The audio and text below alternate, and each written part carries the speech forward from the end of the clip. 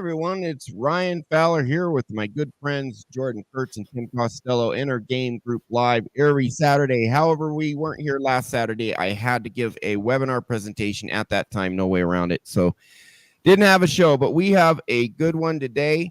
The more time progresses, the more I see mainstream practitioners slowly come around to what we're talking about, although they still don't know how to rapidly rewire your brain. But hey, progress is progress. So we have a great one today. Dr. K, Harvard-trained psychiatrist, former monk. He has his YouTube channel, Healthy Gamer GG, very popular. I think it's around 2 million subs. And I was watching this Diary of a CEO interview last I don't know, a few days ago, and he was just dropping really, really well put, absolute foundational truth bombs that really goes to the core of why we do what we do, because what we do is just so absolutely foundational to human happiness, confidence, success, able to perform better, be unstuck. But before we dive into all that, Jordan and Tim, welcome to the show. Introduce yourself, Jordan, first. Hello. I'm Jordan Kurtz. Decided to go with the gray suit coat today. Nice. Instead of the regular blue. I'm a hypnotist. I help you find and locate your limiting beliefs and remove them so you can live and enjoy life with whatever matters most to you, whether that's family, friends, career, business, your kids, whatever matters most to you. We want to help you get the most out of life by removing those maladaptive subconscious programs. Well, that is awesome, Jordan. You just lost your sound. What? Damn. Yeah, I thought you were done, but I looked over. You're still talking. Testing. Nothing? So Got you there. Got you there. Very good. Very good. It was just the last few words. I wonder if I went far away from the mic or something. I don't know. Anything else you want to throw in there? No, that's it. Excellent. Well done. Well done. My name is Tim Costello, and we say a lot of things in here, and I guess we're really wrapping it up into, and Ryan sent us a couple of videos, and this one is going to be a good one today because when it comes down to it, Ryan, we just lost Ryan. When it comes down to it, if you are your authentic self, you then are able to be at peace and sort of coordinate with the world a whole lot better. So Jordan and I, and Ryan, if he ever comes back, will talk about this authenticity. And Jordan, I hope you have control of the StreamYard thing because I don't. We can't show any videos. I do. Unless Ryan comes back.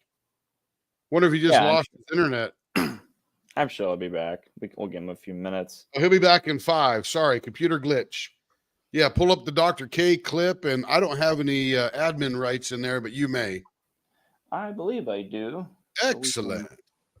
Do you have any? Did you watch the Dr. K clip before? I did, and Ryan wants us to start at 108.33, but okay. I found a very significant statement at 140 something. I put in a chat, but let's start at 108 and get rolling from there. Did you want to preface it with anything? What is it? What is it about? I just did a little bit because Dr. K is talking to Steven, the Diary of a CEO guy, and they really are 100% talking all around subconscious trauma and even mentioning it a few times, but they're really focusing on authenticity. And sometimes we don't even know what authenticity is, but it is when you are at peace with yourself internally and you know who you are and you know maybe what you want, what your purpose is in life. In fact, the name of the show was let's see. The name of the show is called Dr. K. We are producing millions of lonely, addicted, purposeless men and women. And It's pretty exciting clip. You got it up there? I mean, I can send you Yes, the link. I am. Okay, good. I have it up now. Let's Yeah, see. so he'll be back in about 4 minutes. Okay, that's fine. We can get started. All right, here I clicked the link, and let's do. He slightly had his laptop unplugged. We're gonna have to give him a checklist when he sits down. All right. Oh, boom! There we go. There we go. And I'll do this version too. We like. Okay, and he usually does what, full screen for this? Is that how he does? Yeah, it? he goes at least him to the side, full screen, and us on one side. Yeah, I think if I But you do what you like. I'm good. This, I do this. There you go. That looks nice. Okay, hey, that works. Oh, it grabs the window. That's clever. Okay. Yeah. All right. Everyone is trying to manipulate. Can't hear it too well. Might need to turn it up. I want this person to fall in love with me. There you go. If you want to be a Level? leader, if you want Okay, I'll rewind a couple. other people to don't understand, because inside is what other people resonate with. So even if we look at this podcast, why is this podcast so successful, Stephen? It's because you are authentic. It's because you're genuinely interested. In the moment that you become genuinely interested, everyone in the audience is going to become genuinely interested. So this is what's really crazy that a lot of people don't understand. Everyone is trying to manipulate other human beings into doing what you want. I want this person to fall in love with me. If you want to be a leader, if you want other people to be with you, the most important thing is authenticity. There's studies about this, that if you look at like how people in the workplace rank leadership, authenticity is at the top of the list. So authenticity and the ability to navigate negative challenges. These are the two most important things to like be a leader if you look at studies of psychology. So when you're talking about these 1,000 microscopic things that you do, that's exactly what I do in my work, right? It's helping people. It's not solving the problem outside of you. It's solving the problem in here. And once you know how the instrument works, people will flock to you. This is what charisma actually is. Charisma is like authenticity. Let's pause there for a second. Yeah, go ahead. You know, just prior to this clip, I guess I rewound it on accident a little bit. Stephen is talking about how he involved himself in some of the how to pick up women courses. Yeah. And one of the things he noticed was that despite all the tricks and trades and things you can say and games you play and stuff like that, along with this, he really couldn't get a woman to stick with him or be attracted to him because he wasn't authentic. He was busy being insecure and playing games to try to get some woman to be near him. And he learned short-term that it only. didn't help very much. Yeah. And what helps is what helps is authenticity. Why? Because then you have real connection. Yes. And if you're just saying pre-programmed lines, you're being analytical, and I'm going to do this to make her feel this way, and then now she's prepared, and I go for, the clothes, XYZ, just whatever. The issue with that is there's no genuine connection. It's at some level, unless the girl is herself in a certain type of toxicity, they're not going to stick around, because women need emotional connection. Really, us guys really want it too. We do. But we do all these other things because, to try and get the women in the first place. And many men and women, but it's impacts men when it comes to dating. When it comes to getting the women initially, I would say it definitely does, because women are the ones waiting for the guys to approach them. And if you don't do it right, they'll reject you. So, there's this whole community designed to solve that upfront problem. Or you could just be confidently authentic. However, that's easier said than done, right? No doubt. Like if you tell someone, hey, just be confident and authentic. When women say be yourself, that's what that's what they really mean. Be the real confident, authentic you. But you can't just say that and then people all of a sudden are, because they still have their inner trauma, their inner insecurities, and people pick up on that. Yeah. You know what, Ryan? And to add to that is there is in the world out there that same thing that you say. Remember that show that was on about 17, 18 years ago? It was called The Wingman. And Yeah. it was really cool dude. And he was teaching these guys how to help pick up That was girls mystery. and stuff, right? And he would even say those things like, just be confident and just be whatever. The problem is now they have to act because they don't know how to be confident. Like you said, they're damaged on the inside. They got a lot of trauma and they don't know what's going on. It'd be the same as me saying, hey, Jordan, go in that emergency room and go fix that big bleeding heart. I could Yeah, or probably do it. here's a BMW, I'll build figure it out. another just like it. Yeah, absolutely. It's like, how do you do that? Right? I have a mechanical engineering just degree. don't I know can how. figure it out. Yeah.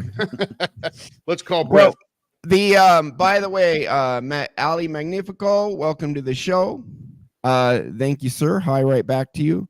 The whole reason, there was two reasons I wanted to play this video. The number one we just heard is the number one sign of a leader that people perceive as a leader is authenticity. Authenticity and ability to solve difficult problems. But number one's authenticity. So there was a really interesting phenomenon I noticed for myself when I fixed my own trauma, and I noticed it over and over and over again. We're seeing it with Carrie right now, who tried 20, 30 times to start a business and couldn't, and now she has a business because her anxiety's gone. She just can be herself. She can assert her boundaries. She can, kind of speak her truth, so to speak. And now she's succeeding. And the thing is, I learned to accept the real me. The real me is the best part of me. Why would I hide that to the world? Now, sometimes we might be a little more reserved or diplomatic or strategic and, polite, not, in what we say.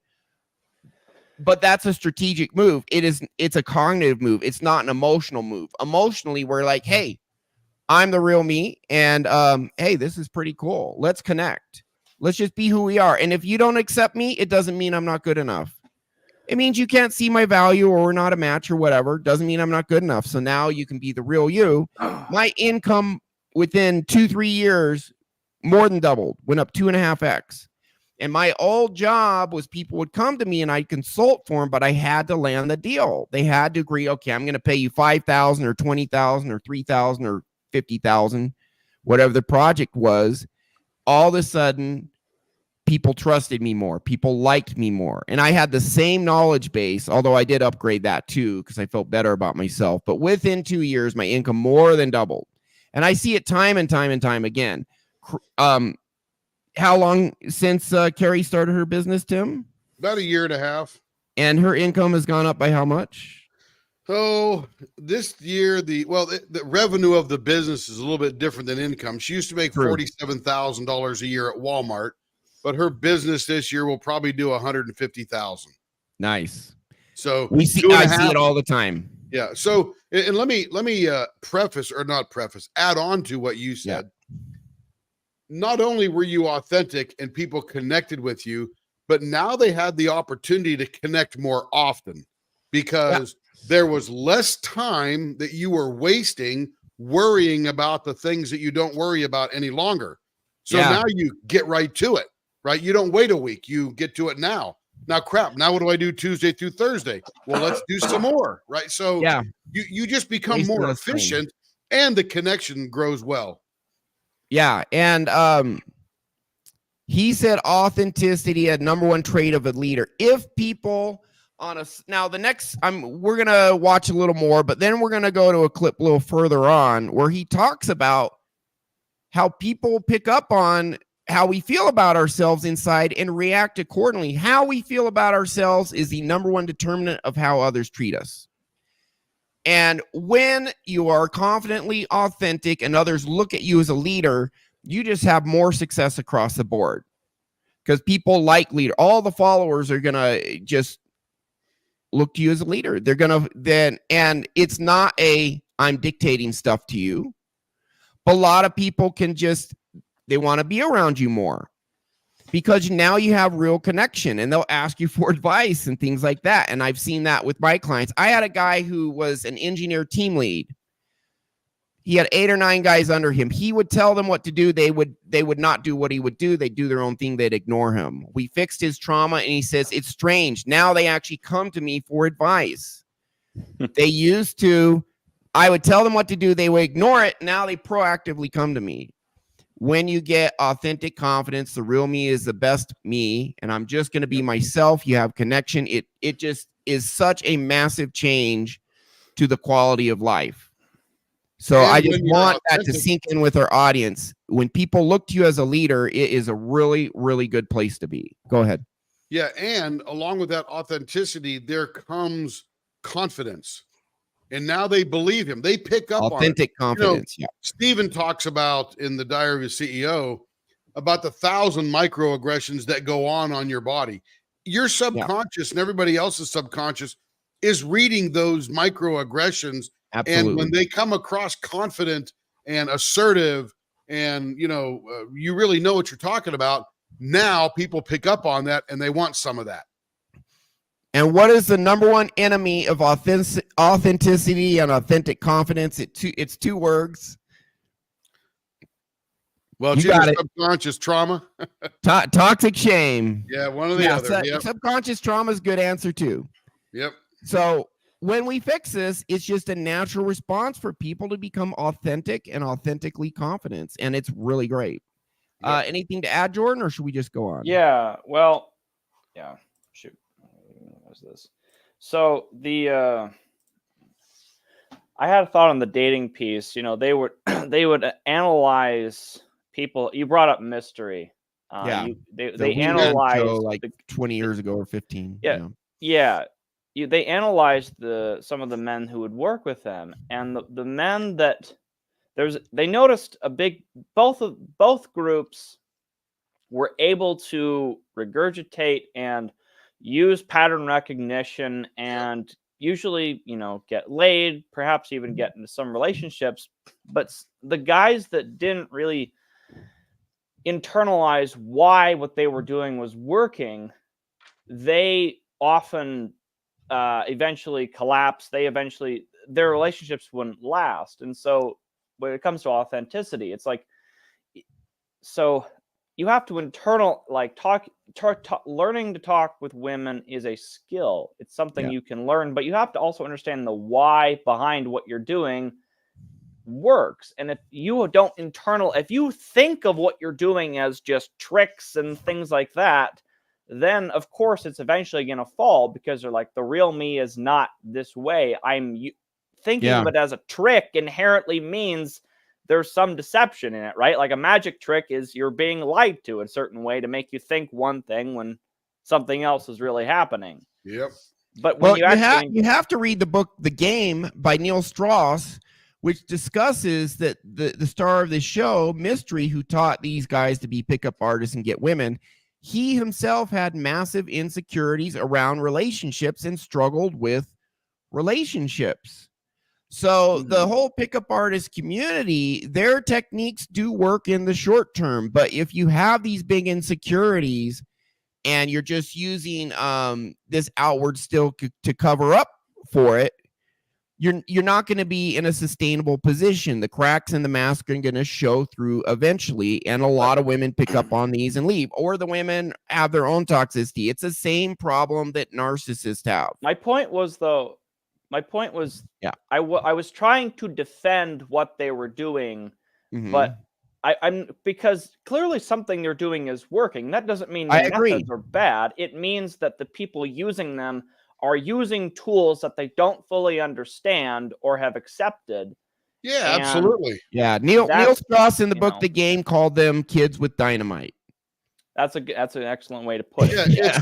They don't believe in the tricks either, because they're just learning them as rote memorization rather than an actual skill they're developing. And you know what? Sometimes you need training wheels. That's fine. Yeah. We're okay. We're okay with that. As long as their methods are not manipulating women in a way that hurt the women, hey, learn how to be charming. Learn those skills. Good for you. And they do have benefit. I agree.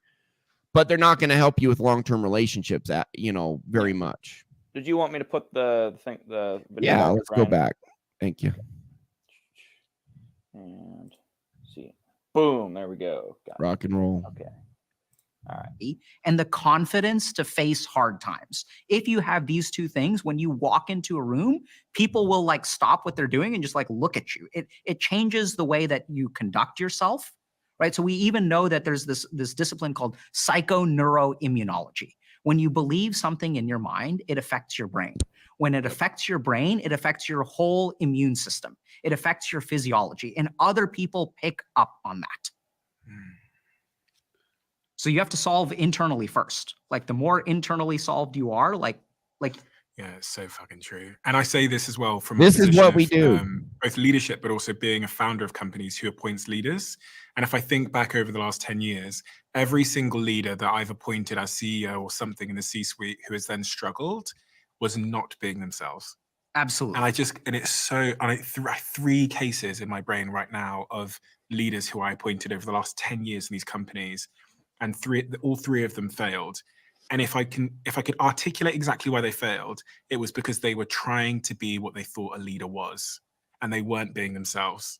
And people can see it. Like the thing I said about the 1,000 little micro expressions that you can't control, that just show up invisibly when you feel a certain way inside. That's exactly what those 3 leaders that come to mind didn't understand. Was I watching them do the presentation to the team was thinking, God, that person's not being themselves, and they're trying to be a leader. And if I know it, I bet everyone else in this bloody room can feel it too. And then I've seen the opposite as well, where leaders have been tremendously successful. And you just know that this person that I'm experiencing right now is who they are. So that's the crux. So I paused it there for a moment. I don't find that's very helpful advice. That's my only criticism is like, so if I'm trying to be a leader, It's true though. It's true, but it's not. It's like, okay, but what does that? I think I'd like to discuss is like, what does that mean to be authentic? Because I think that they are using that word. My criticism is I've seen similar videos to this. You know, Simon Sinek is a good one. Maybe we'll cover him. Mhm. They like to use authenticity as this container word. And I think it's more important to define what at least I think they mean by that. And what I think they mean by that is somebody they have aligned their subconscious beliefs with the objective that they're trying to achieve. And so, I think it's someone who just embraces the real them and doesn't hide it from the world because they feel good enough. Later on in this video, later on, Dr. K says, hey, I think it's Mark Bartlett is the diary CEO. He's like, listen, man, just be you. You are enough. Dr. K literally says that to him because that's the key. Yeah, but what is you? What is you? So there's a really good discussion, Jordan. I like it. So the first question I got for you, Jordan, is what advice do you think Dr. K or Stephen are giving in that little part right there? Because I may not have picked up on the advice as much as it was the description of what was going on. I think he was describing, he said he has leaders who are very effective and leaders who are not as effective. And he said the one thing that differentiates them is one is authentically them and one of them is not. And I think what is authentically and you? Why are they not? So let's give an example. Today, in the U.S. presidential election, you have 2 candidates. Not going to get into the politics of either one, but I will say both of them are damaged or bothered by some subconscious trauma to a certain degree. I agree. One of them is an actual leader by experience, by knowledge, by the things that person has been through, and is a terrible speaker. And the other is a terrible speaker. The other one is someone who never really learned as they were moving through the whole chain of events they've been going through their life, what real authenticity was. So now they're trying to play the part as a presidential candidate, and everybody can figure out which one I'm talking about. I'm not going to name them, but yeah, but one person tries to speak really well and is a disaster. The other one is super authentic, his brain is going 100 times faster than his mouth will go, and he never gets a full thought out. But you're attracted to the charisma and the natural leadership ability of that person, because that person 100% believes what they believe. Now, like Jordan said, what is authenticity? Dr. Ramani, on the other clip that Ryan sent us, we're gonna watch that one next week because it's so important. Great clip. And This is not so to be core. immodest, but when she was talking, I felt as though she was talking and describing me. And I have never had that feeling in my life ever. And I'm like, wow, there is a definition. It was very cool. And I'm not bragging, not boasting, nothing like that. It was shocking to me to hear that. So when you say, what is authenticity? You know, I've had my insecurities throughout life, but they were the anxieties of a new thing, or I don't know enough. I mean, when I first met Ryan, that freaking guy was so smart that I was a bit overwhelmed with the knowledge he was bringing. And I'm sort of like, crap, I hope I can catch up. And yet I had tons of toxic shame. Right. But I had on the other side a different kind of experience that he had that he didn't have, because he was intellectually way above me. But if you could say intellectually, operationally, I was above him. So it was a really good match as we were in business together. We functioned very well, got along very well together. But now I understand what authenticity is because of what Ryan has been through.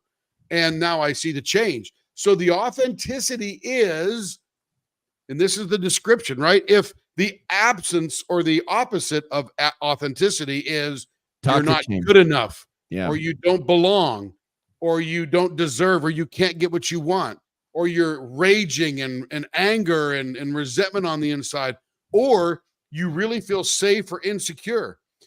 All of those things are a lack of authenticity, whatever authenticity is. But once you start clearing the trauma that is causing those feelings, all of a sudden you can sit back and understand. Now, I've watched a couple of guys go through this, Ryan being one and John MLD being another. And I've watched John MLD change, right? The minute you start feeling good enough and having security within yourself and know your own value, you're now like a 15-year-old boy with money and sense, right? So now you're running through women and going crazy. But after a while, that really wasn't your authentic self. That was just some deep down innate desire that you wanted. And now you're going, and I've even heard John MLD say this. He goes, yeah, I've been there, done that. Now I'd like to have a relationship. Connection. Yeah, he's got a relationship with himself now. Because that's part of I admire that. And now he wants a relationship with another person. So anyway, I'll stop there. So I was trying to answer your question, Jordan, while I was asking you a question at the same time. What was the question you asked? You asked, you were worried about the advice. Like, what advice were they giving? And I think they were just observing these CEOs that they stuck in these companies, and they were sitting there watching them, and some were faking it and some were just doing it. Yes, I agree with the way you described that. My point is that the natural next step in what they're going to say is, so if you want to be an effective leader, you need to be authentic, right? And then it's like, okay, well, that's nice, but my point is, here's my problem with that advice. You can't just tell somebody to be authentic if they don't 100%. Believe that the authentic them is really good enough. Yes. Because there's a reason they're trying to fake it, because they don't really believe they're good enough to begin with. But if you work with us and remove your negative subconscious programs, then the authentic you is really good enough already. Yes. Yep. And that's the point I wanted to make as well. We have a free self-hypnosis program that will actually get you on the path to real authenticity, because you are going to learn. It's right there. It's scrolling right now. School.com/RyanFowlerSOS -7231. It's our free community, but it also has a free self-hypnosis course that you can actually use to start clearing out your feelings, you're not good enough, your insecurities, so that you can become more and more authentic and more authentically confident. But by far, the biggest boost you'll get, the biggest, quickest change is doing a one-on-one session with us. But absolutely try out the free stuff. It is still powerful. what we do is we get people to become comfortable in their own skin with who they really are. And it's by learning to unconditionally love and accept yourself. And then you feel deep down that you can be yourself. And now you're authentic. And now you can have real connection. And I have been on both of these sides. I know, Jordan, you've been on both sides where you're like, I have to be this, this, and this. And, you know, in your interview with me, you felt trapped. We're no longer trapped, but not only do you feel much better and you can have real human connection, but it is a massive booster to overall success. I eventually quadrupled my income after I cleared my toxic shame and became authentically confident. I'm a little tempted to play the videos of me from 15 years ago that are on YouTube before I clear my trauma. We might get to that, but authenticity, just accepting yourself for who you are, knowing you have value for who you are, is the core of a healthy core identity, and it changes everything. Next week we're going to examine. It makes you emotionally tough. It makes you resilient. It helps you. It leads you to stand up for yourself, to assert your boundaries when things aren't, when people are trying to, you know, step over the line. Others naturally look to you as a leader. You don't have all this anxiety. You just get stuff done, and it is absolutely awesome. And it's the number one thing we do, and we've done it for ourselves. Now we're doing it for others, hundreds of others. So really critical today, what we're exploring. Let's go ahead and go to this second clip. I think I told you guys the timestamp. It's in Telegram. I think it's 1:54. Let me dig it up real quick. 154. It's 1:54 something. Let me just find it real quick. I just got to scroll up a little. 1:54:04. Let's go to that, because he actually talks about people. People treat you according to how you feel about yourself. It's very fascinating. And I believe I'm a campaigns, and I'm not going to get the job. You were a loser, didn't end up where you wanted to go. So this is what a lot of people don't understand. Everyone's focused on productivity.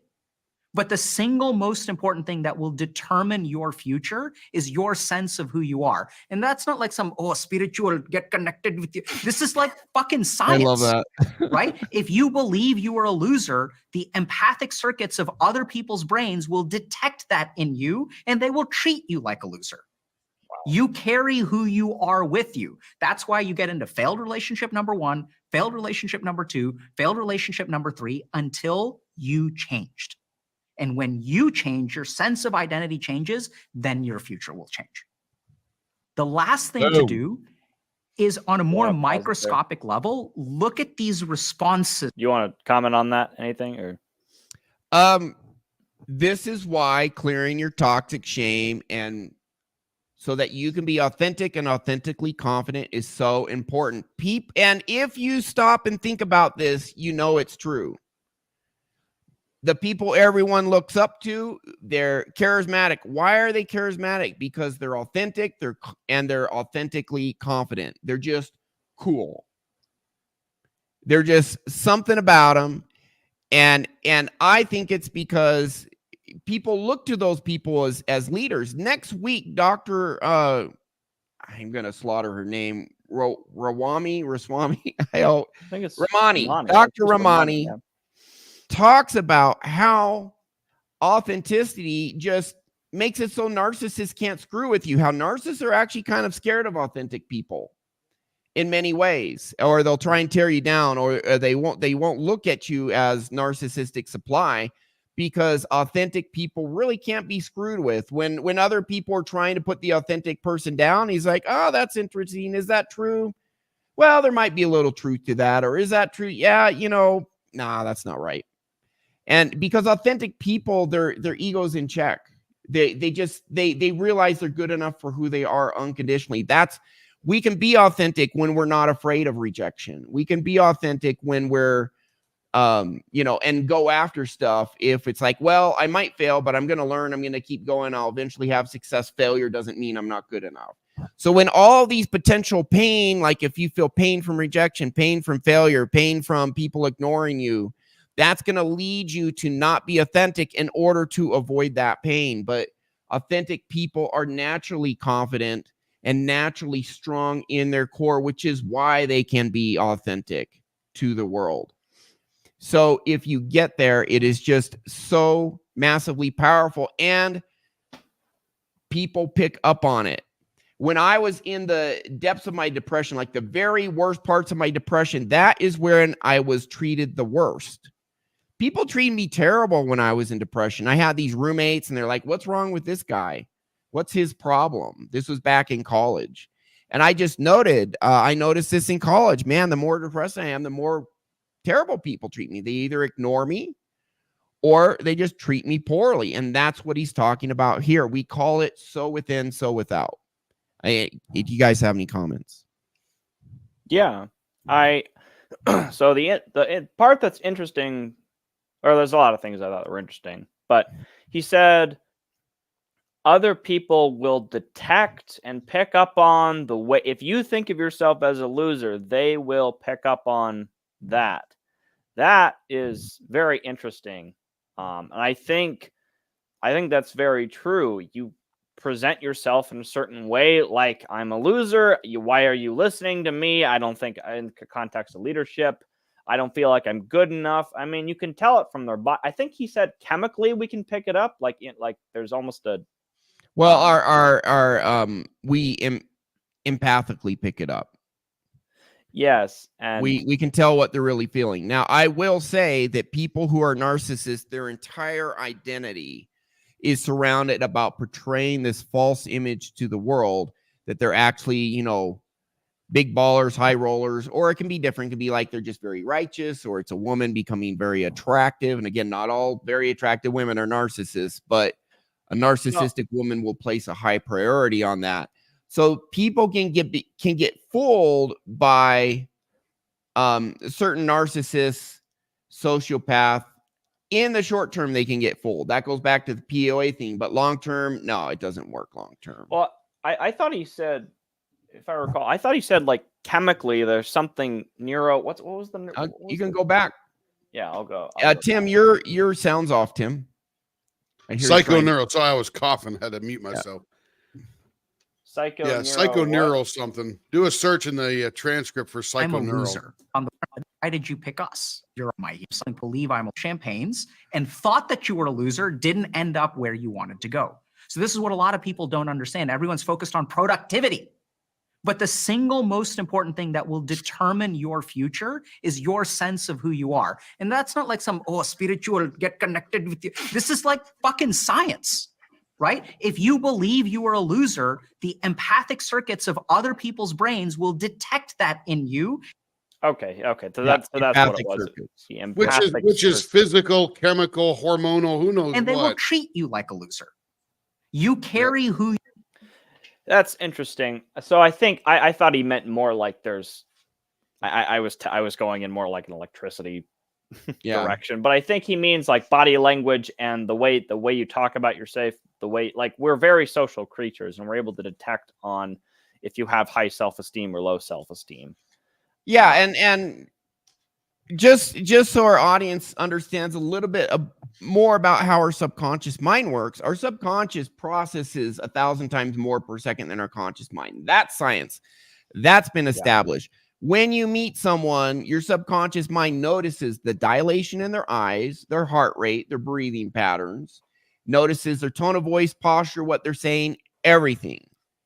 And then it gives you a vibe. It gives you kind of a gut feeling or some sort of feeling about this person. It picks up all the micro expressions. It picks up everything. It's super powerful.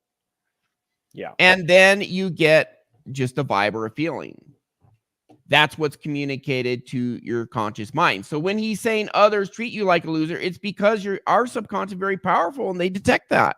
Gives you a feeling, and then you act according to that feeling. I like this person. I don't like this person. And people will say, there's something about this person. I don't know what, but there's something about your subconscious knows what, and it's giving you that feeling. It's just not explaining to your conscious what the what is.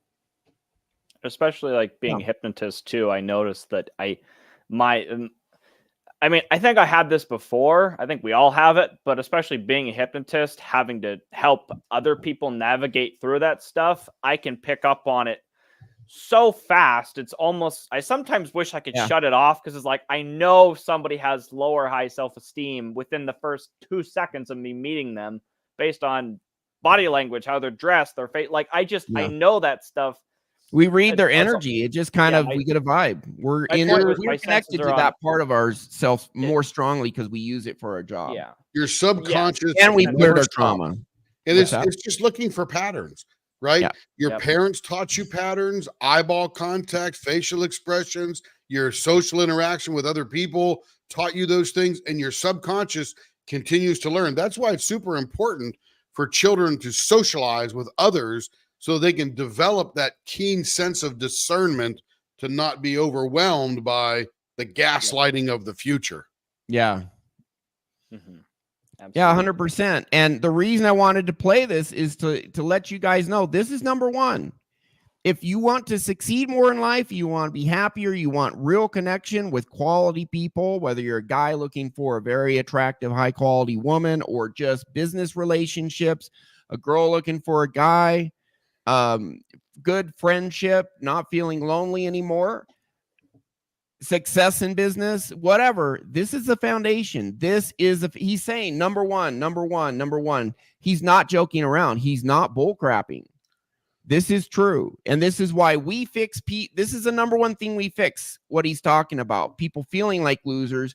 We get them to authentically feel good about themselves deep down in their core, not just happy thoughts, not just surface stuff, but deep down in their core. And I've seen it time and time again. You can go on my YouTube channel and watch, the 30 some odd video testimonials and people just having miraculous changes over and over and over again. We've seen it hundreds and hundreds of times. This is the core. This is foundation. You can start the free self-hypnosis course. It will actually move you in that direction. You will start feeling better about yourself, or do a one-on-one session and then just get a huge, massive improvement up front.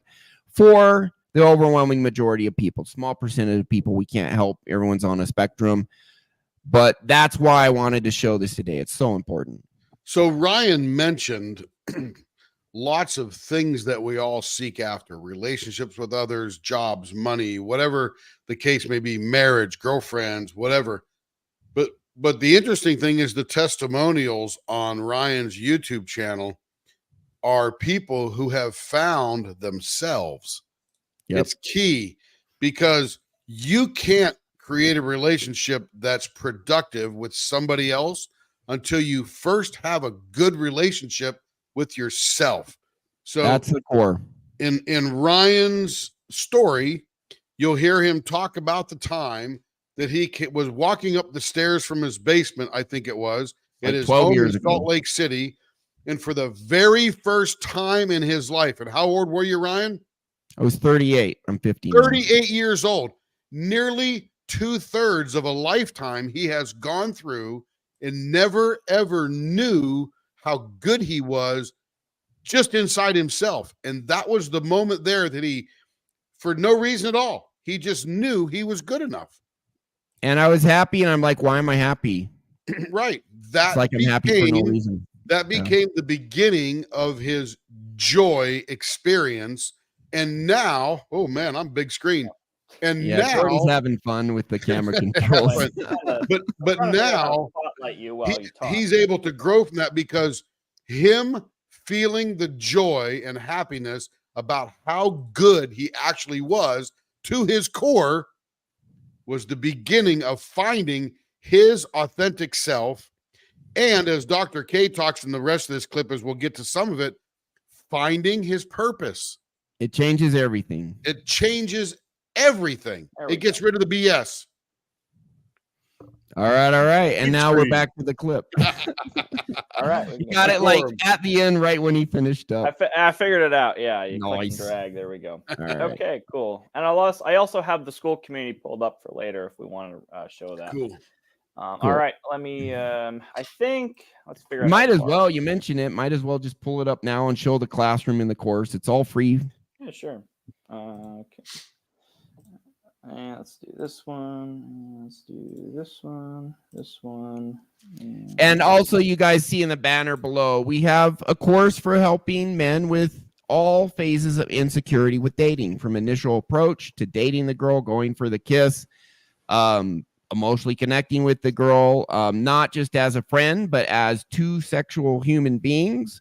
That's what men and women are. We are sexual human beings. There's nothing wrong with that. That's why we're on dates, to get into a sexual relationship with great connection across the board. And also performing in the bedroom anxiety. We're not teaching like tips and tricks like how to get the girl, but we're getting you so that you are authentically confident. There's lots of people giving great advice on what to say on dates and this and that and the other, when to go for the kiss and, where to go on a date and what to talk about and all this stuff. But very few people are working on getting you to actually feel confident, authentic and comfortable in your skin in those situations. And it makes a huge difference. My dating success went way up when I learned just to embrace who I was, be authentic, but also get over myself. So I don't need to prove myself to the girl. I learn about her world and I'm interested in her world. That makes a big difference too. But it's just how things naturally progress. So that course is available to the banner on the bottom. But go ahead and talk about school community. Okay. RyanFowlerSOS. Yeah, so the school community is here. This is the home page. If you're interested in the free content that we offer, you come up here to Classroom. It's subconscious optimization free course. And you can go through the quick start guide here. There's the ebook Ryan provides. There's the video on beliefs, and down here you have basically the instructions how to do the self-hypnosis. You have the dive to the 5 worksheets, which is actually where you organize and write down the actual negative. We talk about maladaptive subconscious beliefs all the time. This is the worksheet you use to actually write down what those things are and organize your thoughts in a nice, clean, concise way so that you can then feel them and remove them. So in the session, in the audio, there's a reason why Ryan wrote, don't skip, because this is like 80% of the whole thing. You got this piece right. The rest of it is actually pretty easy because all you have to do is listen to the audios and feel it. Yeah. Do this part.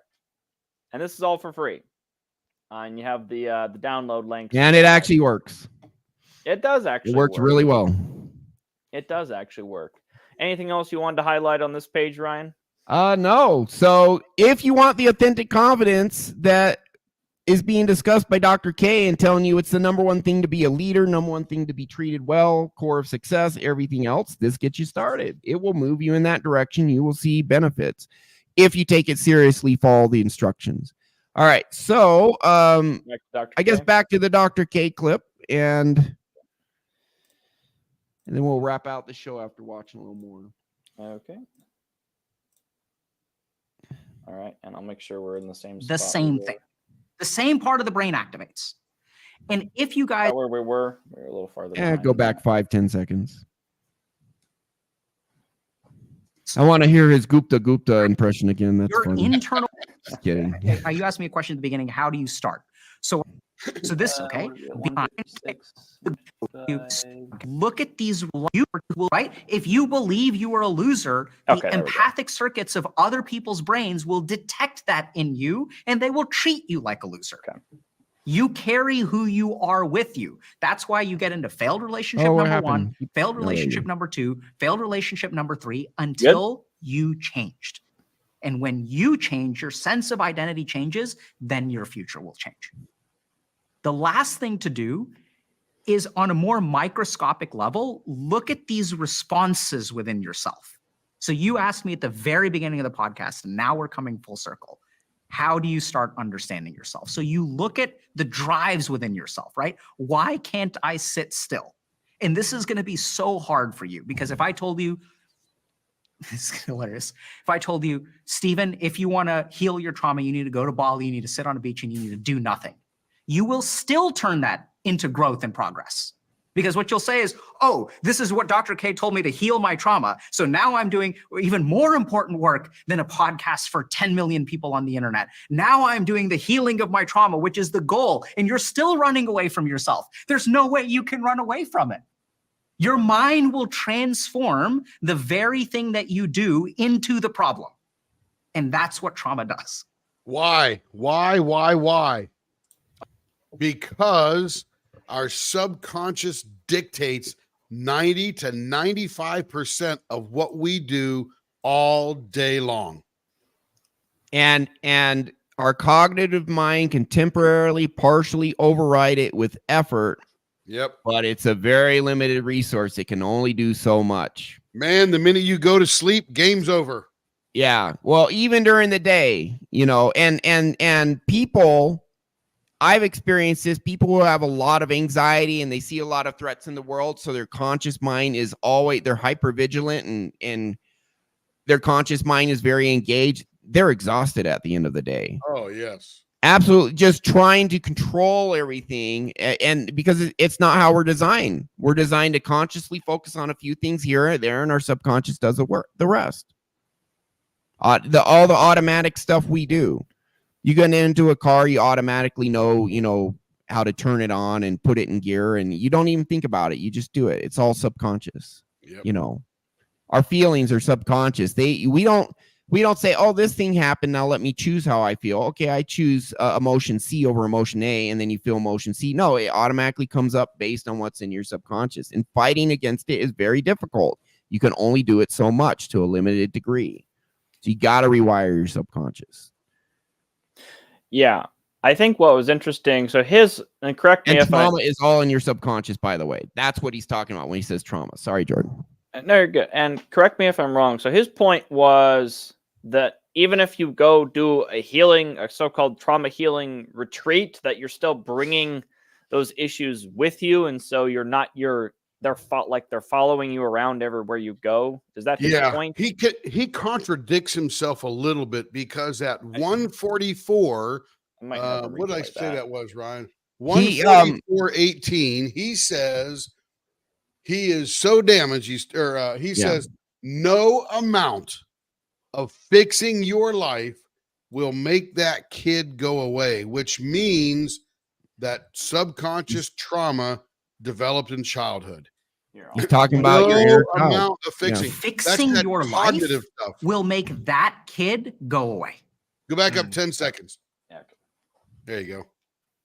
Authenticity and goodness here. So this is exactly how trauma works, where we build something that is good. Here's the key thing to understand that yoga teaches us. No amount of fixing your life will make that kid go away. Right? So when I work with people who are... And pause right there. So when I work with people who've been... Pause right there. Now, Steve Bartlett, he is the CEO guy here. He's a multi-millionaire, very successful businessman. I mean, his podcast has 8 million now, 7 million? 7.5 million, yeah. And he can't sit still. He has to always be working. He gets nervous and anxious when he sits still. Can't do it. What's going on with his subconscious? By the way, everyone watching this should watch this entire show. It's absolute fire. I put the video link at the bottom of the description so you guys can watch this. There's one thing I disagree with. And the only other thing is Dr. K doesn't know how to use super neuroplasticity. He doesn't, even though the science is out there, Stanford neuroscientist Andrew Huberman says you can put your brain in a state where you can instantly rewire it. Here's how you do it. Dr. K doesn't do that. Very few practitioners don't. We do. So he doesn't know how to instantly rewire and get massive amounts of trauma out at a time. But what's going on with Steve Bartlett? Steve is working and working and working. He may not even realize it. I think he does. He's working so he can feel better, so he can fix what's in him. And what Dr. K is saying is no amount of outward progress is going to fix what's in you. You need to go in and fix it. And that's absolutely true. But this is why Steve can't sit still. If he sits still, that inner child comes out. There's no distractions.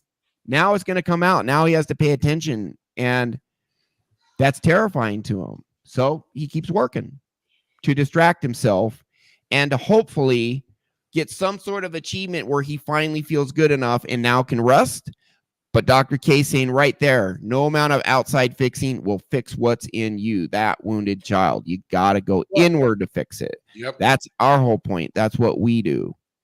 If Steve, maybe he needs 3 or 4 or 5 sessions, whatever. If he did that, he would be much happier, and he would probably go down to 50, 60 hours of work a week, which is still a lot, but he'd stop doing 90 or 100. Yep. Yeah. Well, it's not. He didn't. I don't think he said the word outside. He implied the word outside. Yeah. Okay. Help. Fair enough. That's what he meant. Yep. Of course, then immediately what we say is, well, that's the whole problem. Is you're trying to do outside things to fix the inner child, right? It's interesting how they even use the words that of child, right? It's like, Yeah. inner. Well, he child. mentions inner child. They're like about to connect all the dots together. If only we had a tool which could address that child inside. I think in 10 years, what we do is going to be mainstream. Yep. Because everyone's like, these are the leading guys, right? Dr. K or Andrew Huberman, even Orion Taraban talks about a lot of this at times, although he is much more focused on surface behaviors, but he understands he's done episodes on childhood trauma, things like that. So they understand everything except the science that has been done on super neuroplasticity. They have not yet embraced that. And the science has been done by researchers at universities. I do a 4-part video series where we go over it. It's just the last piece they have to put in place. And they're moving in the direction of psychedelics right now, which actually can be used for super neuroplasticity. So maybe they'll do that because then the pharmaceutical companies get to make their money instead of using our methods that you can do on your own in your bedroom, listening to an audio with no worries about a bad trip or addiction or being screwed up for the next. I've literally known people who have had psychotic breaks and been screwed up for 1.5 years because of a bad trip. So it can happen. You know, again, it's MDMA is probably the least troublesome psychedelic and actually has massive benefit. But like ketamine's legal and everyone's like, oh, ketamine's so great. It's addictive. People are addicted to it. The guy from Friends died of a ketamine overdose. What you know that Chandler? Matthew Perry. Matthew Perry died of psychedelics. Or you can just do it in your bedroom or over Zoom with none of those risks or side effects. But I think the pharmaceutical industry will embrace psychedelics first and use super neuroplasticity through psychedelics. Great. It's absolutely a step in the right direction, but you got to be careful because of the risks. It's still illegal in most states, most psychedelics. Eventually, I do think they will come around. They'll put the final piece in place. They have everything else and finally learn, oh, you can just rapidly rewire your brain without any of those aids and just do it. Okay, cool. I think it's coming. Maybe 20 years off. They just have to meet us. Once they meet us, how long is it going to take before they put that last piece in place? And then, boom, there's freaking fireworks. Mike Harton, welcome to the show. Mike knows. Mike has used super neuroplasticity, fixed himself. Am I right, Mike? So, and Mike is a good dude. So thank you for the fire comments. I did move ahead and I moved back to where we were in the Dr. K clip. If you'd like to go back to that. All right, cool. I think we were at beginning of the podcast. And now we're coming full circle. How do you start understanding yourself? So you look at the good spot. Sure. Drives within yourself, right? Everything in this is good. Sit still. And this is going to be so hard for you because if I told you, this is hilarious. If I told you, Stephen, if you want to heal your trauma, you need to go to Bali, you need to sit on a beach, and you need to do nothing. You will still turn that into growth and progress. Because what you'll say is, oh, this is what Dr. K told me to heal my trauma. So now I'm doing even more important work than a podcast for 10 million people on the internet. Now I'm doing the healing of my trauma, which is the goal. And you're still running away from yourself. There's no way you can run away from it. Your mind will transform the very thing that you do into the problem. Yep. And that's what trauma does. I'll give you a chance to respond. I'm waiting for the Okay, can we break that down? Because that's just watch the whole episode, guys. But go ahead, you guys go. So to be clear, he's saying that the act of going to try and heal his trauma is he's going to be basically followed around by his trauma, even in the act of trying to achieve something else. Is that? Yeah. Well, because he's like, I need to do this to get better. And what Dr. K is saying is, you don't need to do anything. You need to understand that you're good enough right now. You That's don't right. need to do anything to be good enough. That's why he's saying go to a beach and just sit there and do nothing. And so that the Mr. Bartlett, Steve Bartlett, will eventually get the realization, here I am sitting doing nothing, and I'm good enough right now. I don't need to do all this shit to be good enough. I already am.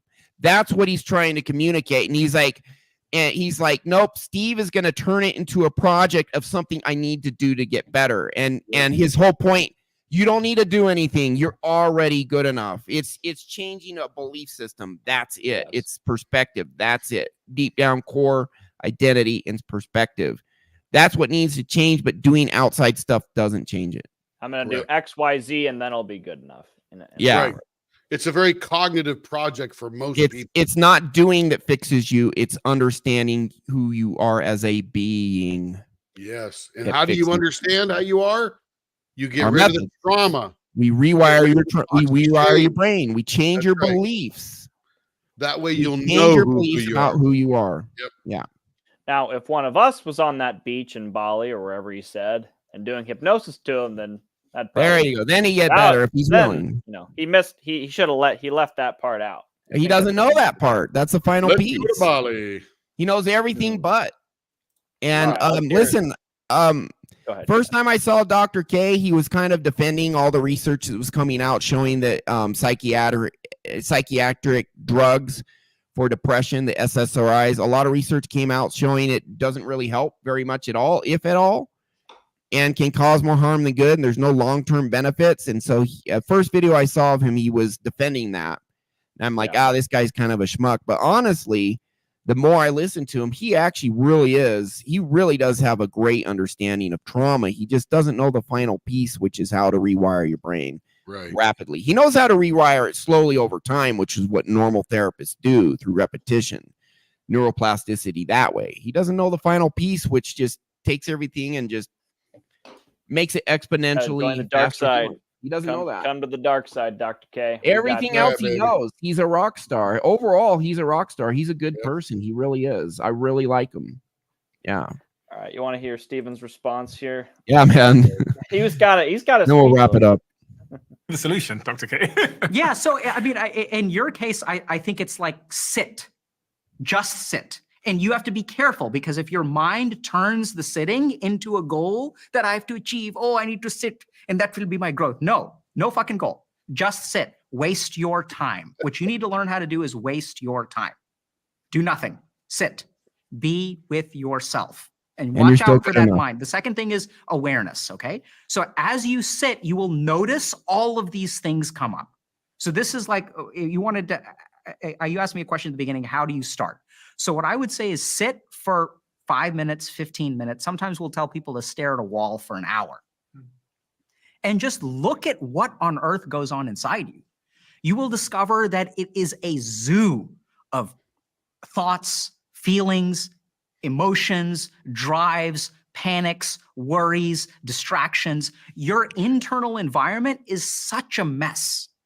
So what we need to do is just kind of calm that stuff down by just letting it kind of run out of steam. So this is a principle of the mind that if we feed our mind, it'll continue to grow. But what we need to do is just let it run out of steam. So just sit and do nothing for a while. People don't realize the part of our brain that exerts willpower has something to do with this part of our brain called the anterior cingulate cortex. The anterior cingulate cortex. Okay, I have a few comments. So that's a meditation practice, what he described. So the way I learned about meditation was observation over engagement. And so he was the way it was imagine yourself, you're sitting on the edge of a highway and all of the thoughts are like the cars going across. You're not trying to chase them, you're trying to let them. So his solution is let that process calm down your mind naturally. Mhm. That's nice, but the problem is a lot of people don't want to sit there and they don't want to look at their thoughts. That's why so many Correct. people get addictions is they Yeah. don't. If I look at who I really am, as Ryan always says, if I look at who I really am, I might not really be good enough. And then, I'll learn that I'm really a piece of shit. I'm not worthy. And all that's those fun things. devastating. People are terrified of discovering that that's really true. But And they so- never discover that, but they're Yeah. terrified they will. And his method is still useful, but it's useful for a different purpose. If you've been really active and busy, have a lot of external stressors in your life, this practice is still useful to help you step back and calm down your mind. There's nothing wrong with it, but It doesn't it's rewire not- your toxic shame or get rid of your Exactly. trauma. It's not but the targeted it's helpful approach that in other we ways. take. I But agree. pair them together, that's beautiful. You can use both tools. Yeah, Anything else? use our tool and that. That's great. Yep. It's a great stress management tool. Meditation helps you be present, etc. More clarity of Tim, you thought. want anything before I continue? Let's go a little further. I'm okay. Okay. Tim.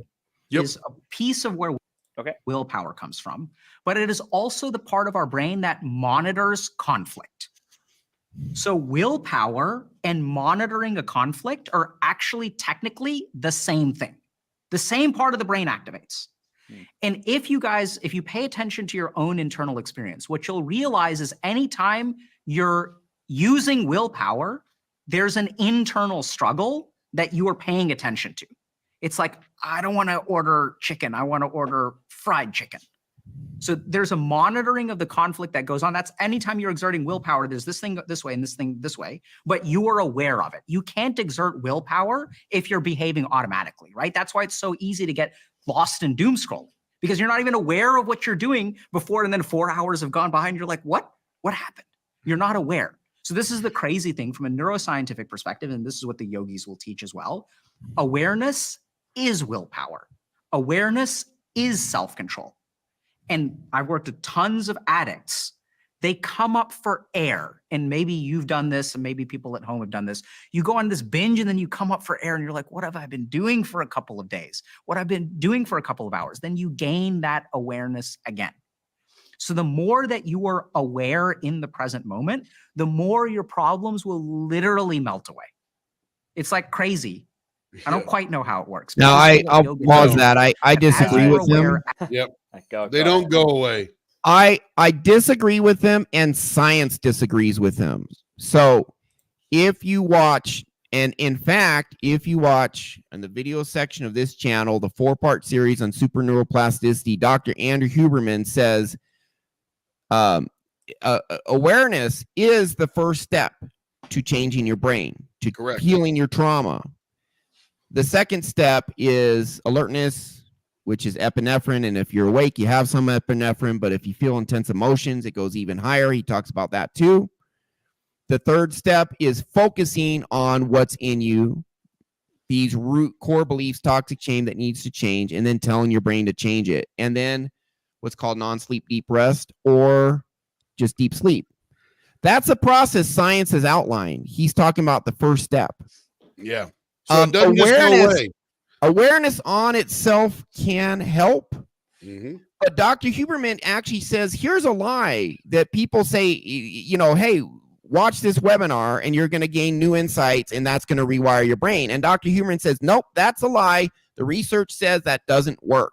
So just getting new insights or new awareness by itself does not work. So unfortunately, he's totally wrong there. And in my experience with my own trauma, I've had clients come to me, I've gone to a therapist for 3 years and I understand what's wrong with me and it doesn't fix me. Yep. So now I do occasionally, maybe 5 to 8% of the time, have people come to me, and just by connecting to their trauma, it like kind of releases on its own, and they've done some permanent rewiring just by awareness plus they're alert and they're feeling the emotions, plus they connect to it, and it just kind of, without the fourth step of intentionally telling it to change, and the fifth step of non-sleep deep rest or deep sleep, a small percentage of times that's enough. But awareness by itself, no.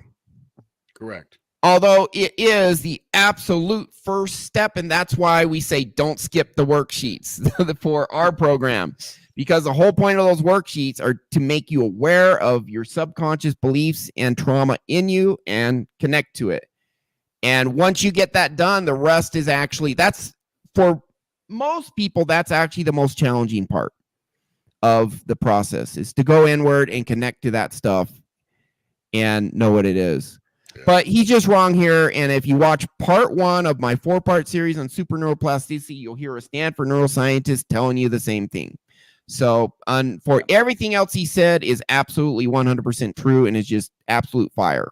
Watch the entire interview. There's just so many magnificent truth bombs, and he articulates it so well.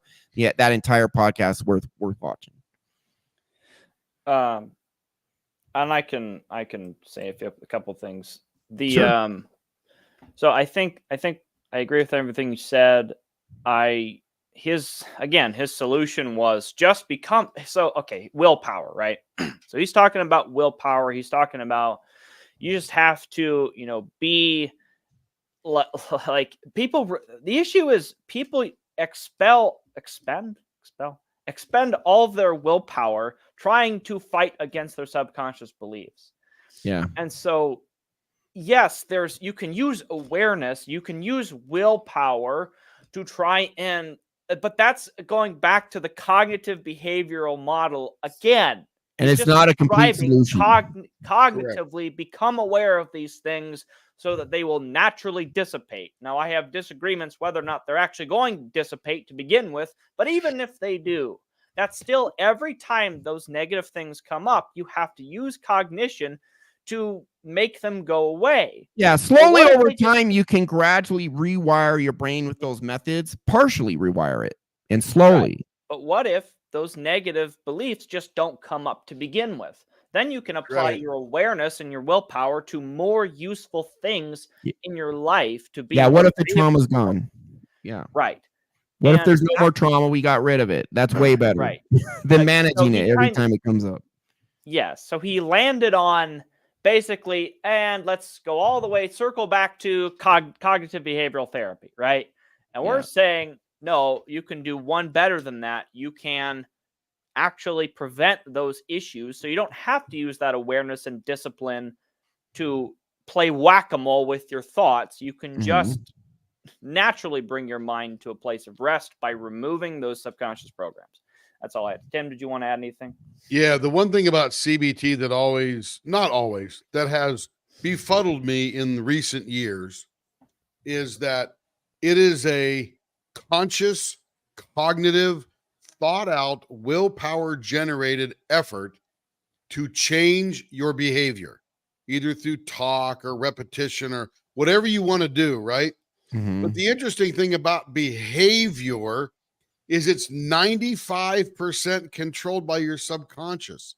So until you fix your subconscious, you will be in a loop that nets very little. It will net some, guaranteed. It will, but it's moderate for less than half the participants.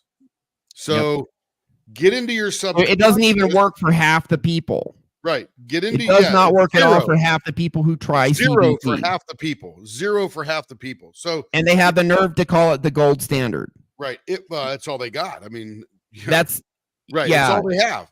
So if you fix the subconscious patterns and programs that are maladaptive, then cognitive behavioral therapy becomes a lot more effective, because now you're not fighting the subconscious.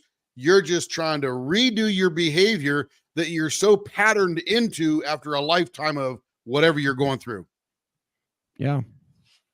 All right. Wrap up the show. Very good. I think that's a good stopping point. Next week, we're going to look at Dr. Ramani, and she's talking about authenticity and narcissism, but how authentic people handle narcissism. But she goes into a really good description of what an authentic person looks like, what the traits of authenticity are. And she actually is showing that getting to the point where you can be authentic and authentically confident is not only today we're talking about how powerful it is, all the benefits, among other things today. Next week, we're going to talk about how it is just an absolute triumph of your inner world if you get to that place. She actually mentions most people who are truly authentic are at least 55 years old, which is they've been through all this crap, and at some point they say, screw it, I'm just embracing myself, and I'm not letting all this other stuff get to me anymore. But you can get there much sooner. But it really is a triumph to go through all the hard knocks of life, to learn, to grow, and come out on the other end with just authentically embracing who you are. It's absolutely a triumph.